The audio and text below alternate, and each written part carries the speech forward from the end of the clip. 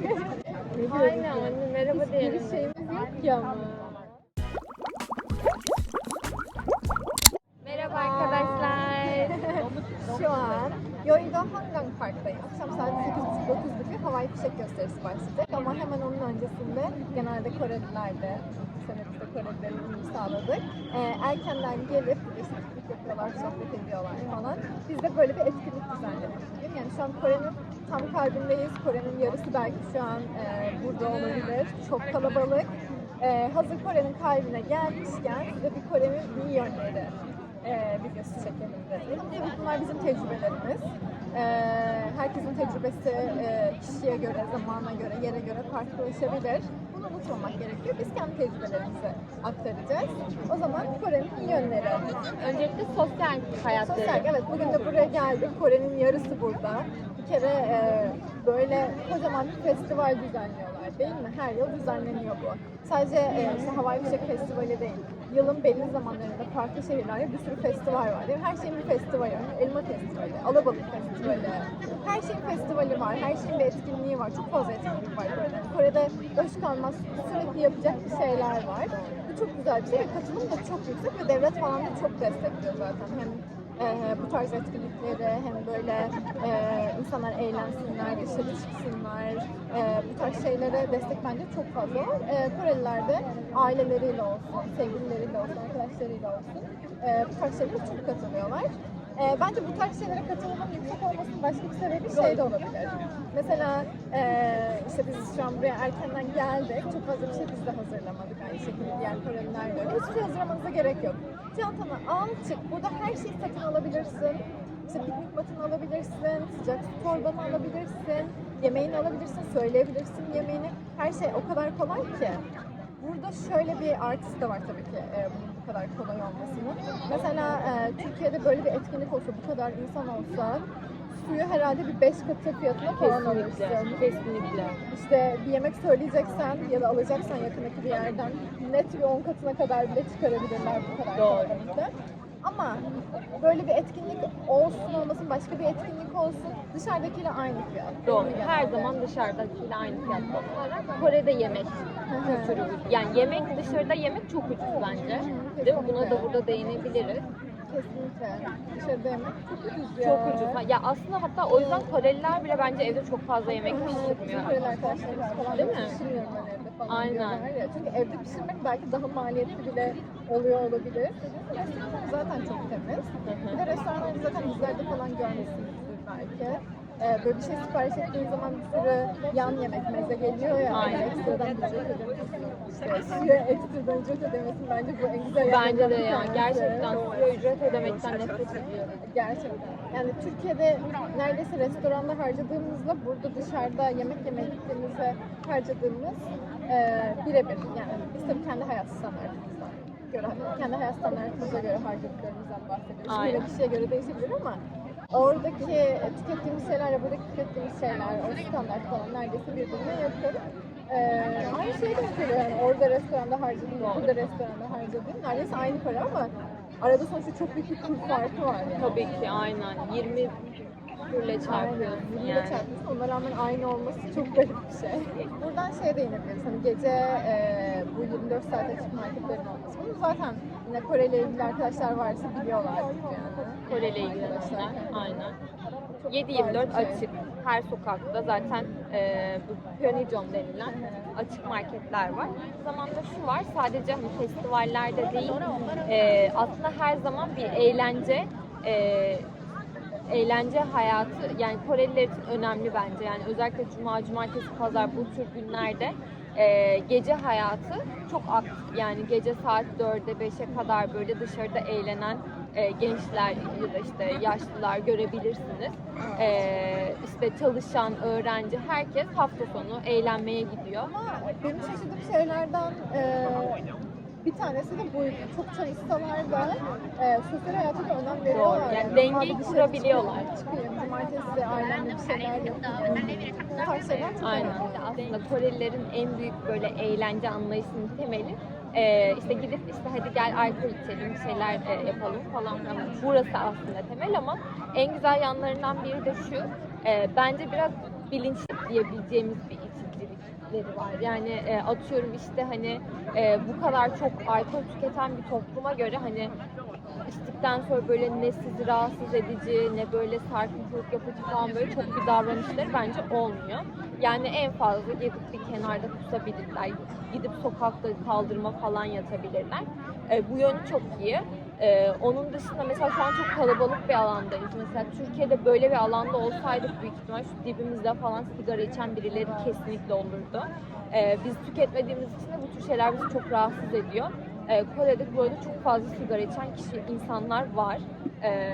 Ama sigara içme alanları var. Yani yolda yürürken ya da burada toplum içinde otururken yanınızda sizi rahatsızlık verecek şekilde sigara içen birini bulmanız çok zor. Yasak zaten. Aynen. O yüzden yani alkol ve sigara tüketimindeki bilinçlilik de buranın iyi yanlarından biri diyebiliriz. Halka açık yerlerde, metrolarda falan lavabolara erişim gerçekten çok kolay. Ve ücretsiz bir şekilde zaten hepsinden yararlanıyorsunuz ama ekstra olarak bir de çok temiz. Az önce gezdim daha. Tertemiz, peçetesi var. Yani her şey çok iyi. Lavaboları gerçekten temiz kullanıyorlar. Aynı şekilde çok güvenli bir ülke. Tabii zaten hani bu bilinen bir şey. Kore evet güvenli bir ülke. Araştırmalarda da öyle çıkıyor zaten. Belki siz de görmüşsünüzdür. İşte Instagram'da eşyasını bırakıyor, kimse çalmıyor. Böyle şeyler biliniyor. Ama yani bilmekten de ziyade gelince de hissediyorsunuz değil mi? Kesinlikle. Şey bir bilgi değil yani. Kuruntu, altı boş bir bilgi değil. Gerçekten gelince kendini güvende hissediyorsun yani gece dışarıda yürürken. İşte şu an mesela Hangang'ın yanındayız. Tüm geceyi bir kadın olarak burada geçireyim. Asla korkmam. Aklıma hiçbir şey gelmez. Ama bu demek değildir ki tedbiri elden bırakayım. Her zaman tedbirli olmak gerekiyor. Buranın da kendine göre sözleri var. İşte gizli kamera sistemleri falan var. Bunları eğer katıyoruz gibi bir şey yaparsak orada bahsederiz zaten. Ama genel olarak sosyal hayatta, kamusal alanlarda kendinizi güvende hissediyorsunuz. Kendinizi, malınızı güvende hissediyorsunuz. Başka bir yanı, ben şu an Kore'yi terk edecek olsam en üzüleceğim şey bu olabilir gerçekten de. Tüm o kaliteli bakım ürünlerini, makyaj malzemelerini, güneş kremlerini terk edecek olmak. Bunlar sadece kaliteli değil, bunlar uygun kaliteli. Gerçekten çok uygun fiyatlara, çok kaliteli, temiz, içeri temiz ürünler satın alabiliyorsunuz. Buraya gelince mesela cilt bakım adımlarımıza yeni adımlar eklendi. Denemediğimiz şeyler denemeye başladık falan ekstradan. Yeni ürünler kullanmaya başladık. Yani normalde Türkiye'de belki biraz gereksiz görüp almayacağım şeyler burada uygun ve daha ulaşılabilir olduğu için, ulaşılabilir olduğu için kullanmaya başladık.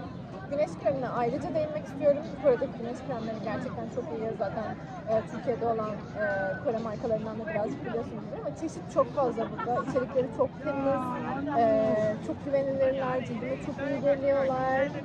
Kore güneş kremleri farklı bir boyut yani. Doğru. Ve fiyatları da çok uygun. Zaten güneş kreminin lüks olmaması gerekiyor yani. Burada herkes için çok erişilebilir, çok uygun fiyatlı. Aslında bu makyaj malzemelerinin, bakım malzemelerinin uygunluğuyla da doğru orantılı olarak belki hani bu yine kişiden kişiye değişebilir ama iyi yönlerine şunu da söyleyebiliriz. Bence Kore'deki erkekler de çok bakımlı ve bu güzel bir şey yani.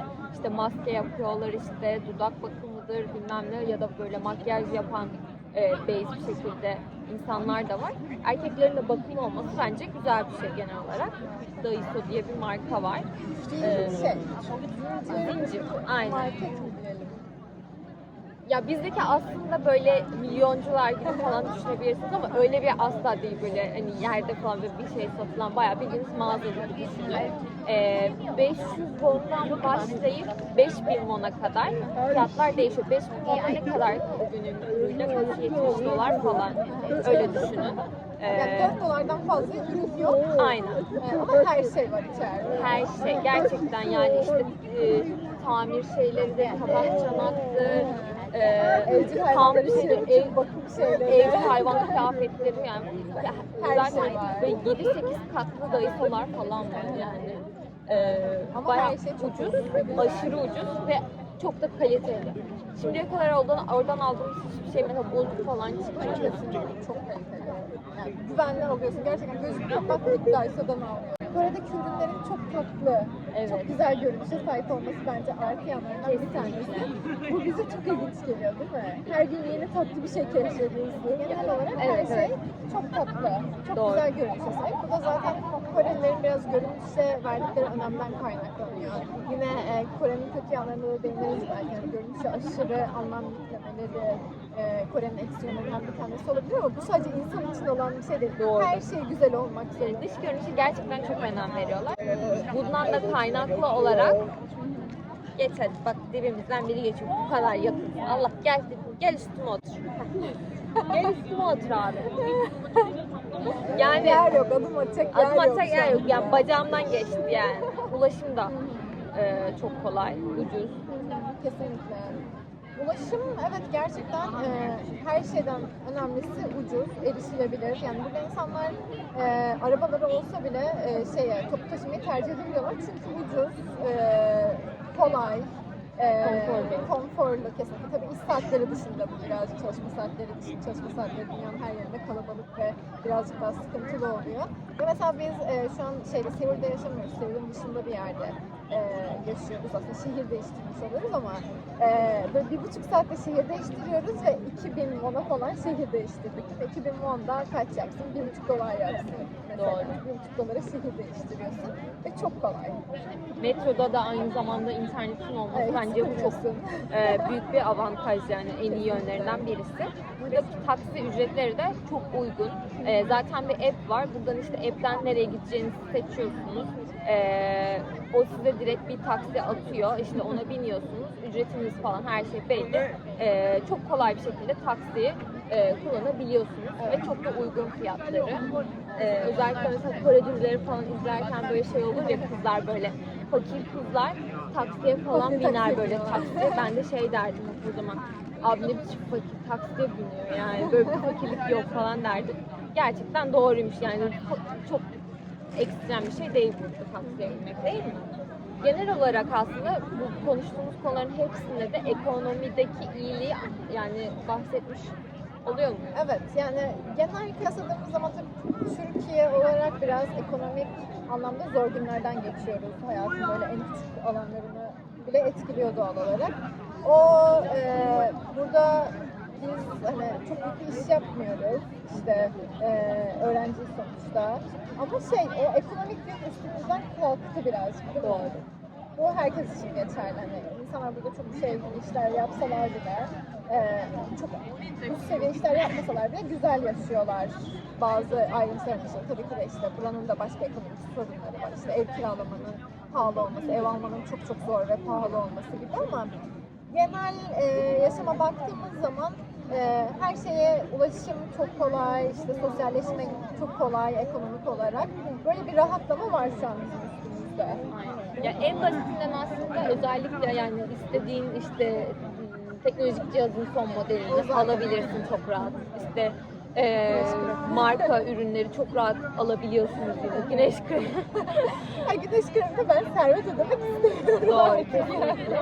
Yani bu tür ürünlere gerçekten ulaşım çok kolay burada. Yani çok ekstrem işler, ekstrem kazançlara sahip olmanıza gerek yok. Yaşamak için. Yani genel olarak bizim gördüğümüz Kore'nin iyi yanları bunlardı. Başka daha genel iyi yanları vardır belki ama biz birazcık daha ayrıntıda kalan iyi yanlardan bahsetmek istedik. Katılmadığınız noktalar varsa, başka merak ettiğiniz şeyler varsa mutlaka yorumlarda sorun. Onun dışında Kore hakkında bu konuların dışında merak ettiğiniz şeyler vardır. Mutlaka yorumlarda bize sorun. Ve lütfen beğenip abone olmayı unutmayın.